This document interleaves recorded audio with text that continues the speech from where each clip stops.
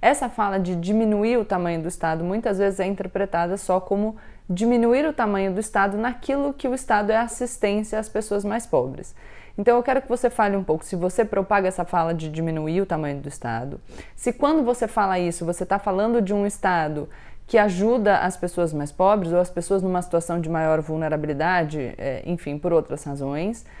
E se você também fala, quando você está falando de papel do papel do Estado nessa ajuda ao setor privado, por meio de crédito subsidiado, de isenção fiscal. Então, o que você... Se você usa essa retórica, se sim ou se não, o que isso significa para você, sabe? Eu defendo, sim, faço discursos em favor do enxugamento da máquina pública, sempre deixando claro esse objetivo e esse fundamento de que o Estado brasileiro hoje é um agente concentrador de renda, né? É o Robin Hood às avessas, é um sujeito que rouba do pobre para dar para o rico. E é nesse sentido que eu defendo o enxugamento da máquina pública. É irracional pensar que o nosso orçamento primário é de 1,5 trilhão e 1 trilhão seja para financiar folha de pagamento.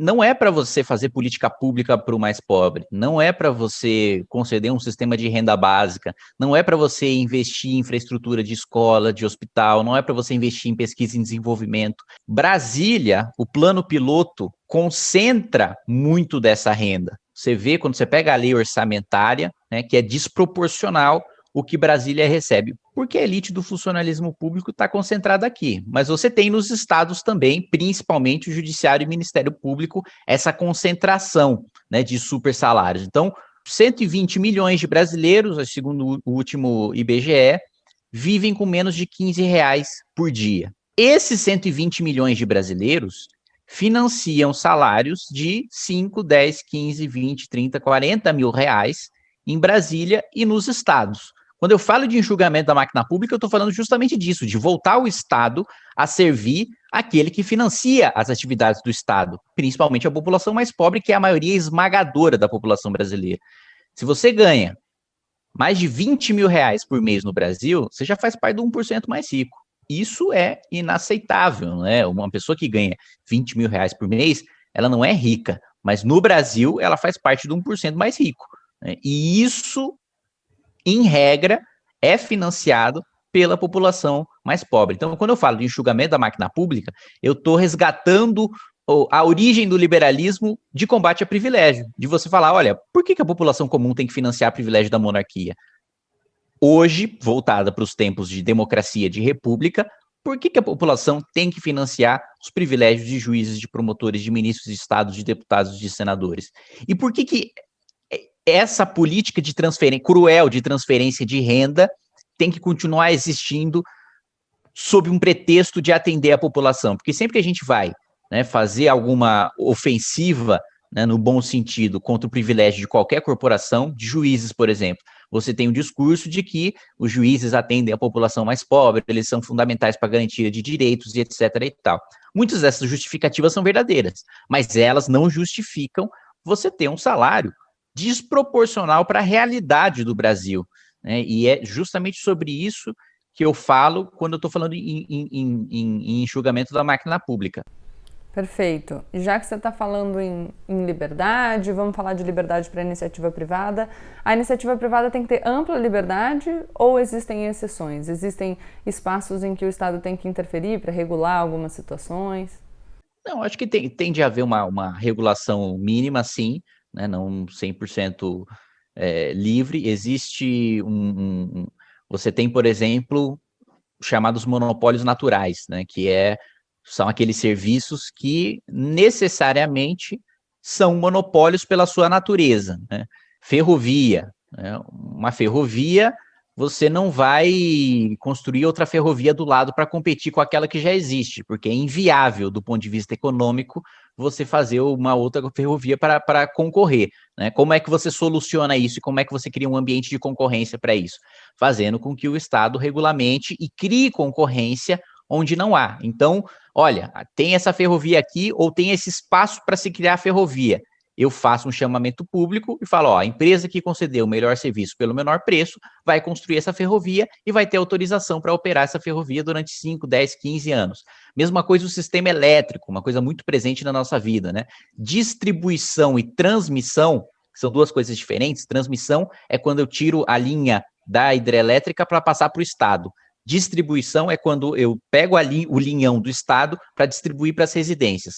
Tanto a transmissão como a distribuição são monopólios naturais. Ninguém vai passar 2 cabos elétricos na sua casa para você escolher de qual empresa você quer usar aquela transmissão ou distribuição de energia. Daí também, mais uma vez, a necessidade do Estado criar um ambiente regulatório que crie a competição dentro da distribuição ou dentro da transmissão para fazer com que o serviço seja o mais barato e mais eficiente possível para o cidadão. Então, eu não acredito numa anarquia de mercado, por assim dizer. Eu acho que existem momentos em que sim se faz necessária alguma regulação estatal. Kim, se você tivesse que estabelecer aqui um projeto básico para o Brasil, 3 pontos fundamentais, quais seriam as suas 3 propostas? O que você considera o mais importante? E fala brevemente sobre cada um desses pontos.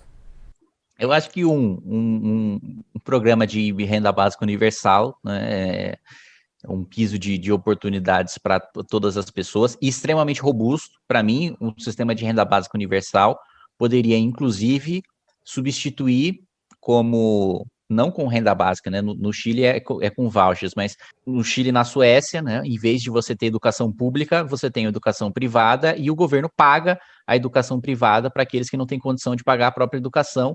E essas famílias que recebem essa bolsa do governo que escolhem em qual escola os seus filhos vão estudar, né? Não é uma imposição estatal. Para mim, esse programa de renda básica poderia substituir o sistema de educação e o sistema de saúde. A própria família escolher com aquele dinheiro que recebe qual convênio de saúde vai se filiar, como na Alemanha, por exemplo, que é baseado em sistema de convênios privados, convênios obrigatórios e privados, com o governo financiando aquelas famílias que não têm condição de pagar por nenhum convênio, e para a saúde também, e para a fome, para o consumo de maneira geral. Acho que um sistema extremamente robusto, que trouxesse racionalidade para as nossas políticas públicas sociais de renda básica universal, seria um dos pilares. Outro pilar, do ponto de vista político, né, que eu acho que o Brasil já sofreu muito com crises políticas, ainda sofre com crises políticas e institucionais, parlamentarismo, né, e aí é uma discussão grande e uma discussão impopular, né, eu sei que a minha defesa é derrotada, que a maior parte da população é contra, mas é um sistema que traz mais estabilidade democrática, né, é muito difícil você ver, e é muito mais raro você ver, né, golpes em países historicamente parlamentaristas do que em países presidencialistas, justamente pela concentração de poder que o presidencialismo dá para o presidente da República, solução mais simples de crises institucionais. Então, o chefe de governo, o primeiro-ministro, perdeu a maioria, dissolve o Congresso, chama novas eleições até alguém formar a maioria, né? Você tem uma pressão para que o parlamento componha a maioria, porque senão todo mundo perde o mandato. Aqui no Brasil, não, a gente tem o pior dos 2 mundos, né? O presidente, ele precisa do Congresso Nacional para governar. Mas o Congresso Nacional não precisa compor com o presidente para manter o seu mandato. Se o Congresso Nacional e o presidente não se entendem, nem o presidente perde o mandato, nem os deputados perdem o mandato. Você pode simplesmente ficar 4 anos sem governo, com uma bateção de cabeça entre executivo e legislativo. O terceiro pilar, vamos pensar sobre uma atividade econômica, atividade produtiva. Acho que seria uma simplificação tributária ao máximo possível, né? O Brasil é um manicômio tributário, né? Você é o país em que você mais gasta tempo para saber o quanto você precisa pagar para o governo. É um negócio assustador, né? E é exatamente esse tipo de lobby que a gente vê aqui diariamente no Congresso Nacional. Muitas vezes, né, os setores atrasados ou burocráticos que têm um poder de lobby gigantesco em Brasília para manter uma burocracia inútil. Acho que muito disso é o reflexo do nosso sistema tributário.